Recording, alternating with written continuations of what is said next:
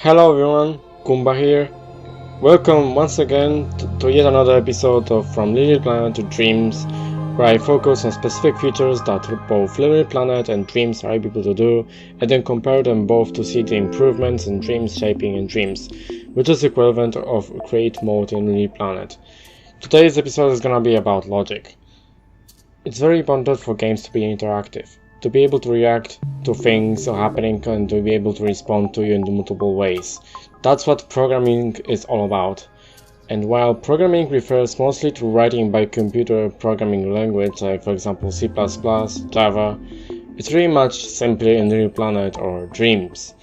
The way you program stuff in those games is by the logic gadgets and placing these multiple gadgets in a way that those can get you a result after you insert the data, whether it's necessary or not, is called logic. We could basically describe logic as a brain of levels or dreams depending on which game are we talking about. But hey, in this episode we will be looking much deeper when it comes to logic. Not only there's so many types of logic pieces you can use, but also since I was lucky enough to get the Dreams beta, and also the fact that NDA has been already lifted, I can finally share all the stuff Dreams can offer, and I'm finally not limited by just media molecule streams. Also, this episode in particular will have a different approach when it comes to comparison. Instead of describing most of the stuff LittleBigPlanet had to offer and then move on to Dreams, I will show you side by side things that may or may not be different from these two games. Let's get started. In Dreams, there's a gadget page on top of your screen or next to one of your move controllers if you use them instead. This page consists of every single gadget piece that there is in Dreams, including logic gadgets, which we are going to talk about today. This page is divided into categories such as sensors and input, logic and processing, movers and output, gameplay gear, and cameras and lighting. The last ones are connections and sound, which I mentioned in previous episodes. Let's begin with sensors and input. The trigger zone allows you to detect either players, imps, tags, or other things within the specified zone. You can modify that shape and size of that trigger zone and decide whether you want stuff to be detected only inside, outside, or anywhere. This is similar to a player's sensor and tag cells on LittleBigPlanet. However, these are much more limited. You cannot choose a trigger zone to be shaped like a cube or any other shape really, except for cylinder. Both can activate various things, tweaks, and other sorts of stuff you can interact with using the output. Next are wireless receivers and transmitters. These allow you to send or receive information wirelessly, as the name suggests. In order for both receiver and transmitter to be recognizable, you need to name them in exactly the same way. After that, once the input of the transmitter is connected to something you can activate by, and the output of the receiver to anything you want to interact with, you'll be able to activate stuff connected wirelessly. There is no kind of similar functionality in LittleBigPlanet, however, you can mimic it by setting the maximum range of the tag sensor so it would recognize the signal sent by tag from far away. And also you could set the sensor output to signal strength, meaning the sensor will actually receive exactly the same signal, whether it's negative or positive in the tag.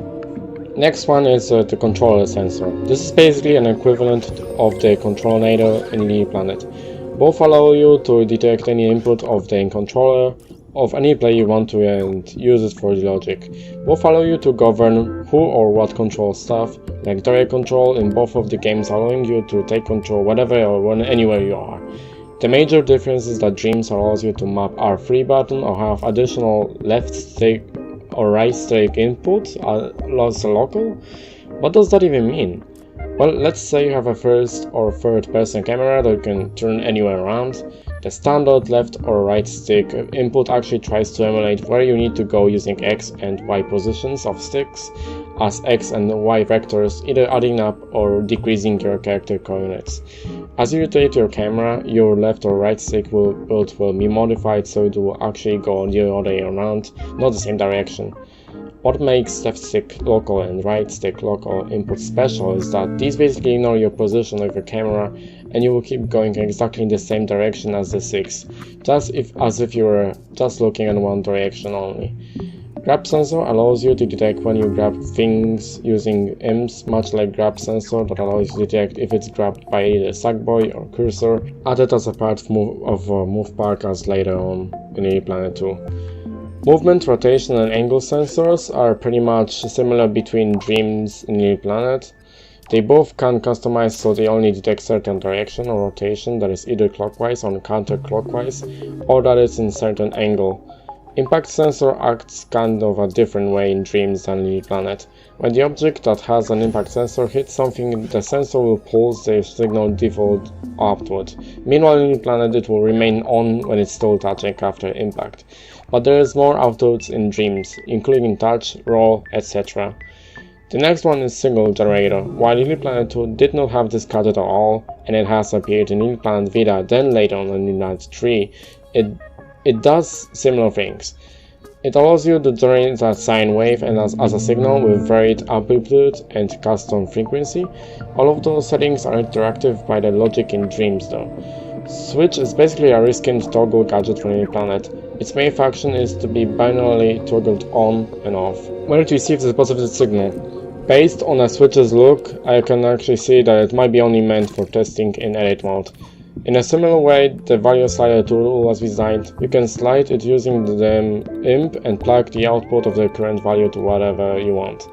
Let's move on to logic and processing, and before you will take a look into the logic gates, we will take out a microchip. Basically what it does is it allows you to store every single logic piece in a circuit board and then hide it when you're done with it. It's pretty much the same thing as the microchip from LittleBigPlanet. Similarly to LittleBigPlanet, there are 4 basic logic gates: AND, OR, XOR and NOT gate. AND or XOR is limited to 10 inputs per logic gate, meanwhile LLPP has this limit of 100. Is this worse? Well, technically yes, but at least you can manipulate either of those in a way so you can have multiple gates stacked on one or more to exceed the limit. As the name suggests, AND gate returns positive outputs only when all of the inputs of this gate are powered on, and OR gate activates if one or more inputs are active. XOR, on the other hand, activates only when one of the inputs is active. NOT gate negates the signal, meaning it is active when input is inactive and vice versa. Randomizer tool is also a cool tool that is both apparent in LittleBigPlanet and Dreams. Sadly, it has got stripped down in Dreams because once again only 10 outputs at once, and it can't repeat in randomized time between the specified minimum maximum, unlike LittleBigPlanet. But at least it contains options such as randomizing all one by one without repetition, then starting all over again, one completely random or multiple randomized at once. Selector is another tool which appears in both games. Once again, Selector only has 10 outputs compared to LLPP's 100. It does allow to select specific output values corresponding to its input.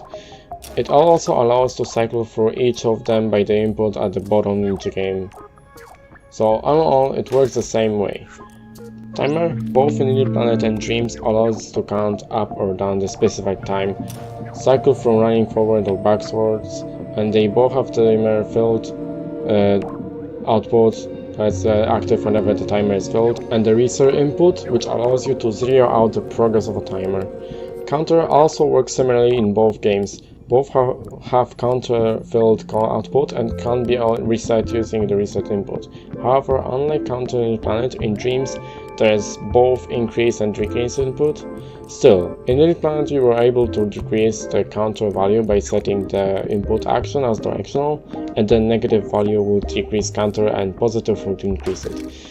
One thing, however, that was definitely missing in LittleBigPlanet, but it's apparent in Dreams, was the dedicated calculator tool, which includes multiple operations to choose from, like addition, subtraction, multiplication, division, power, the remainder, the minimum, maximum, etc.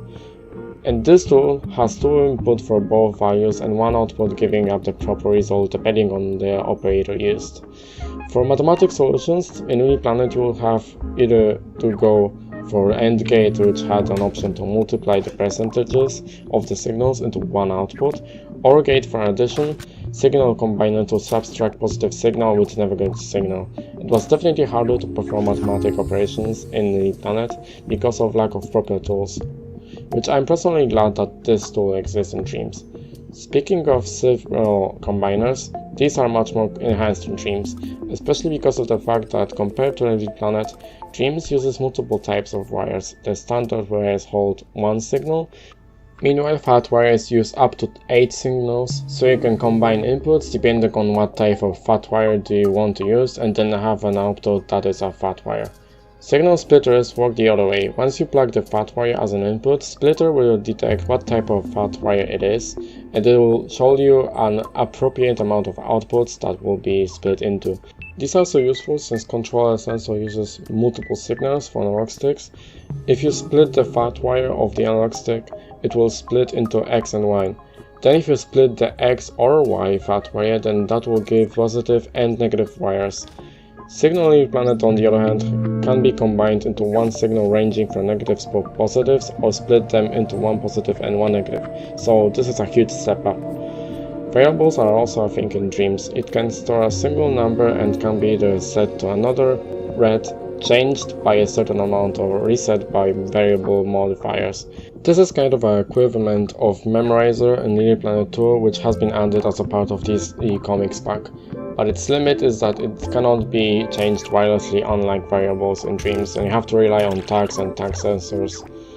Now we are getting into movers and outputs. There are things that happen to exist in both Dreams and LittleBigPlanet, like mover, advanced mover, gyroscope, rotator, advanced rotator, rocket rotator, follower, and emitter. These gadgets work in a similar way in both games. Mover allows the object to move in a single direction, advanced one allows to move in multiple dimensions at once, with better control over them. Gyroscope allows to keep the object on center angle. Rotator allows the object to rotate in a single direction.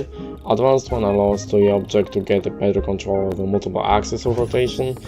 Rocket rotator allows the object to rotate in the direction when the object moves in. And Lookout Rotator makes the object rotate in a way that tracks either player, imp, or tag. Follower, as the name suggests, follow the tags, but it can also flee from the tag, much like in LittleBigPlanet. But it can also follow exact coordinates provided by the signal of the fat wire, indicate the position as an input in the tweak menu. Emitter allows you to emit any object chosen from the scenery and set how many times can be emitted at once, how fast in speed and rotation, how frequently can be emitted, and how long do emitted objects last before they get deleted. On the other hand, there are tools which are not available in LittleBigPlanet, like Teleporter, which can teleport any objects to a position of attack, or specified by the custom signal, the fat wire connected to the input in the tweak menu. Or Full Supplier, which has been only added in LittleBigPlanet 3.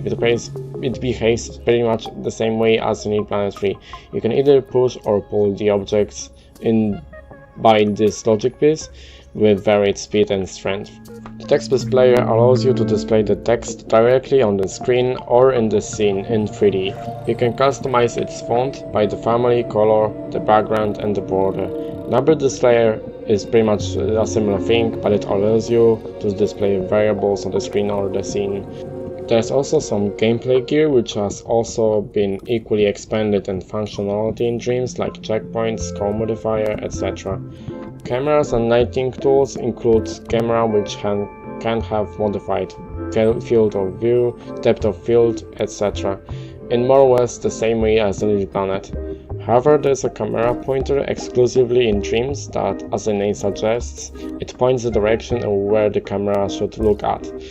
I believe the next gadgets should have been in the first ever episode regarding the light sources and lighting in general, but here it is nonetheless.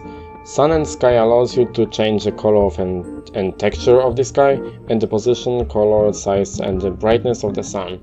I have mentioned about the light tool, and I don't really think I need to add information about it, apart from the fact that you can disable shadows casted by the light source, or have various patterns projected on the illuminated objects. And the last one, Gradient Effects, allow you to add some processing effects onto the dream. You can do some basic stuff like adjusting the brightness, contrast, bloom, motion blur, etc. But you can also do some special effects like glitches in the screen, chromatic abbreviation, which is my personal favorite, and posterization. Oh, so this has been extremely long, exhausting video. and it's finally coming to an end. If you haven't watched it till the end, I really appreciate it, and I'm really thankful that you have listened to me throughout this video. If you like this video, be sure to leave a like or a dislike if you didn't.